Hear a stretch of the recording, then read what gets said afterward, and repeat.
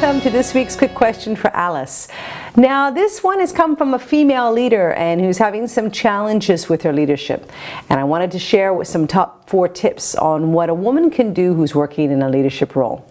Now, one of the keys around being a leader is always remember it is truly about how to serve. So remembering true leaders have learned that leadership is about who they serve. It's not about exalting themselves, but about lifting others up.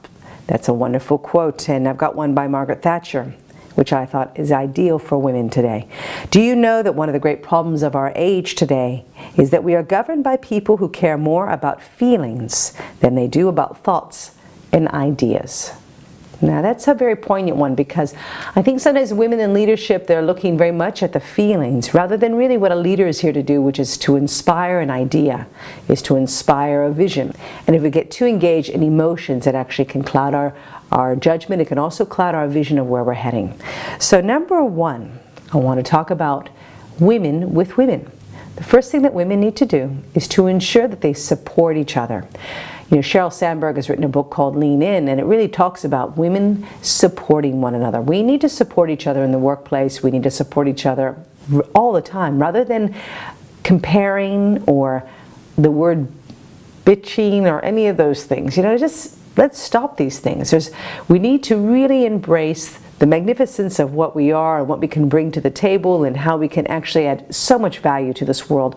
And the more that we're looking around what every other woman's doing and comparing what we're wearing and comparing what they're doing, it becomes a hen house, okay? And that is not what a leader does. A leader needs to be in the front and lead by example. So firstly, embrace your uniqueness, embrace your strengths.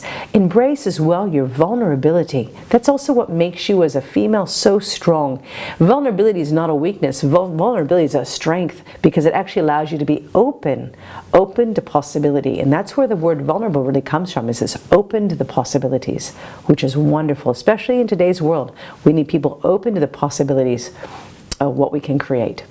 Number 2, we as women, we need to really be focusing on that bigger picture and not being so nitty-gritty, okay? That word perfectionism is a word I hear from a lot of women and not from many men. So the reason often we find women are looking at perfectionist streaks is they feel they have to get it just perfect. But the thing about perfectionism is, when do you know that it is? How do you know when that outcome is actually done? How do you know when it's really the way you need it to be? So the first thing I'm going to say to all of you ladies is be clear on an outcome. Get to that outcome and then move on to something else. Remember that Van Gogh painted thousands of paintings in his lifetime, and he actually painted a painting every day. You remember, you're going to do something every day and move forward and move forward and move forward. So that's number 2. Number 3, you need to start looking forward rather than in the past. The past is the past. It's already happened. If you keep focusing on the past, you're going to keep creating the past.